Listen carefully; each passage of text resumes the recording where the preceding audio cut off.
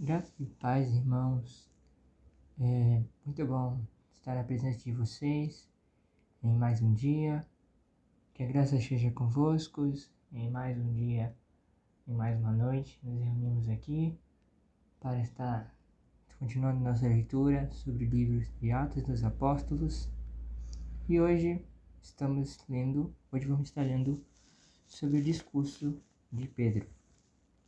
E recapitulando, se você ainda não viu as outras partes, que eu recomendo muito, a última reflexão que tivemos foi sobre o dia de Pentecoste, onde foi um dia que é mais conhecido, onde aconteceu que muitas pessoas da região reunidas nesse dia começaram a falar suas próprias línguas, e nisso, falando suas próprias línguas, uma das outras, ambos se entendendo, alguns chegaram a perguntar, alguns chegaram tipo, nossa, será que eles estão bêbados? Não é possível.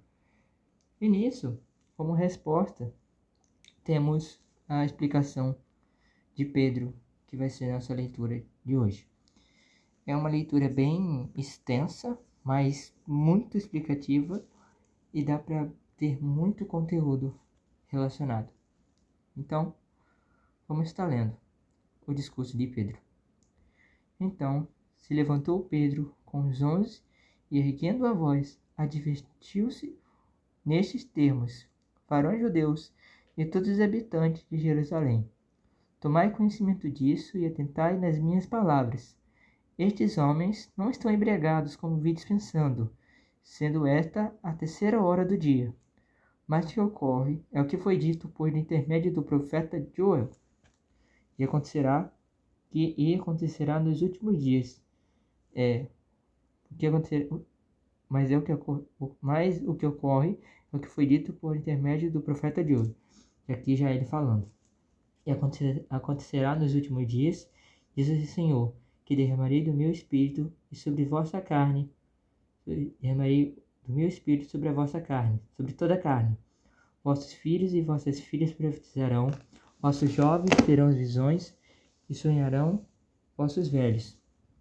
Até sobre os meus servos e sobre as minhas servas derramarei do meu espírito naquele dia e profetizarão. Mostrarei prodígios em cima, no céu, e sinais debaixo da terra: sangue, fogo e vapor de fumaça. Sol se converterá em trevas e a lua em sangue, antes que venha o grande e glorioso dia do Senhor. E acontecerá que todo aquele que invocar o nome do Senhor será salvo. Varões israelitas, atendai a estas palavras. Jesus, o Nazareno, varão aprovado por Deus, entre vós, com milagres, prodígios e sinais, os quais o próprio Deus realizou por intermédio dele, entre vós, como vós mesmos sabeis. Sendo este entregue pelo determinado desígnio e presciência de Deus, vós os matastes, crucificando por mão de iníquos, ao qual, porém, Deus ressuscitou, rompendo os grilhões da morte, porquanto não era possível fosse ele detido por ela.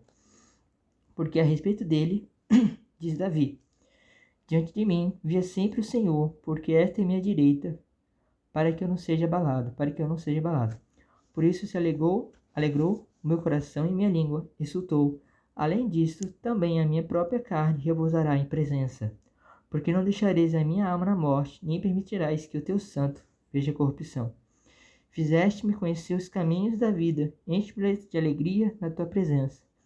Irmãos, seja-me permitido dizer vós claramente a respeito do patriarca Davi, que ele morreu e foi sepultado, e o seu túmulo permanece entre nós até hoje. Sendo, pois, profeta, e sabendo que Deus lhe havia jurado que um dos seus descendentes sentaria no seu trono, prevendo isto, preferiu-se a ressurreição de Cristo, que nem foi deixado na morte, nem o seu corpo experimentou a corrupção. A este Jesus, Deus ressuscitou, do que todos nós somos testemunhas. Exaltado, pois, a destra de Deus, tendo recebido do Pai a promessa do Espírito Santo, derramou isto que vedes e ouvistes, porque Davi não subiu aos céus, mas ele mesmo declara: disse o Senhor ao meu Senhor, assenta à minha direita, até que eu ponha os teus inimigos por estrada nos teus pés. E esteja absolutamente certa, pois toda a casa de Israel, de que toda este Jesus que vos crucificaste, Deus o fez Senhor e Cristo. Uau! Vocês provavelmente vão me ouvir muito essa frase diante de toda essa saga de leitura. Vamos recapitular tudo o que aconteceu. Como eu expliquei, dia de Pentecoste, alguns estavam duvidando o que é aquilo. Pedro se levanta e aqui ele cita dois pontos, duas profecias. Um que é do profeta Joel, falando sobre algumas coisas que iriam acontecer e que eram também sinais da vinda do Senhor. Algumas aconteceram, como é citado aqui, onde justamente Pedro cita sobre que o Espírito Santo ia derramar sobre a carne e ambos falariam, e outros ainda muitos há de se cumprir. Mas, além disso, ele também cita alguns que se cumpriram, alguns que não se cumpriram, e cita um que é o cumprimento verdadeiro, é o cumprimento verídico, que é sobre a vinda de Jesus, sobre Jesus. Então, aqui ele cita a frase de Davi, onde Davi ele fala sobre exatamente a pessoa de Jesus.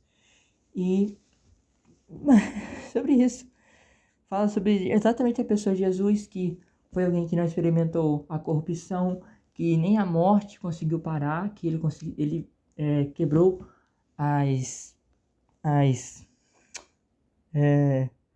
não tô lembrando. Ele quebrou as correntes, né? A corrente do mal, eu não achei aqui diretamente, mas esse é o sentido. E fala exatamente sobre Jesus. E aqui Pedro fala também de Jesus e fala sobre o que aconteceu com ele, e fala exatamente o que é dito aqui.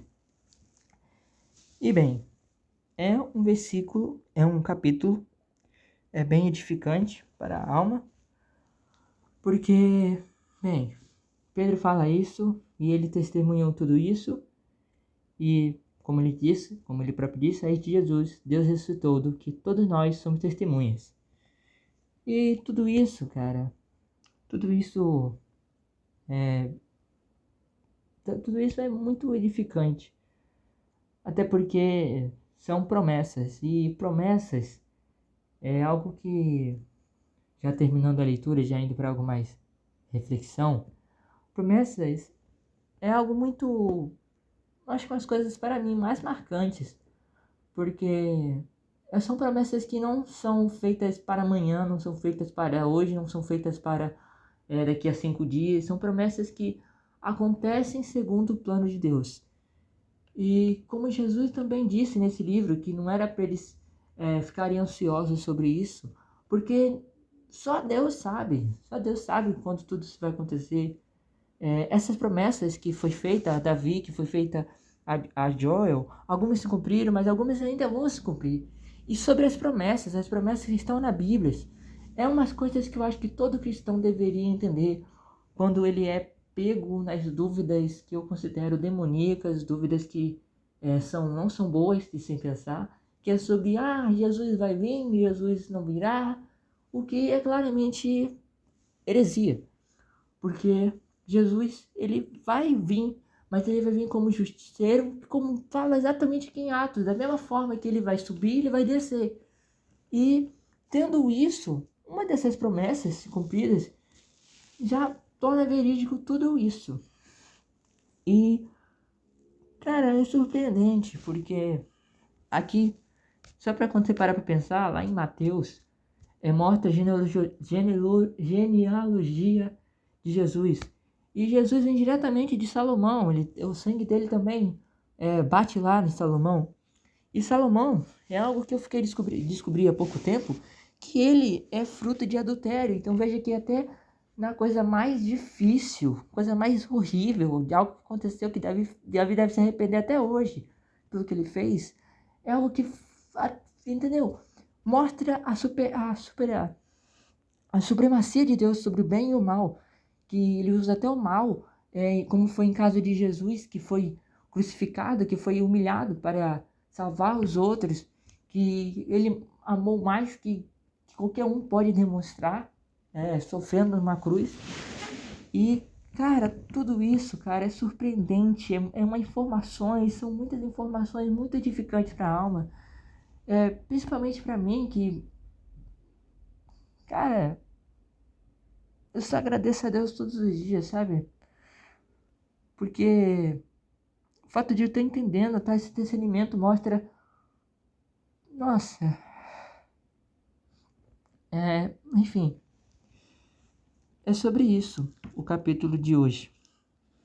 Eu espero mesmo que vocês tenham entendido a mensagem, espero mesmo que vocês possam estar cada dia mais firmes, reconhecendo que as promessas de Deus que vão se cumprir. Jamais devemos se desviar disso, a guardar a palavra no coração, a não desviar, a não achar que, poxa, pequei hoje, agora eu não mereço mais perdão, que o perdão está mais perto do que você pode pensar.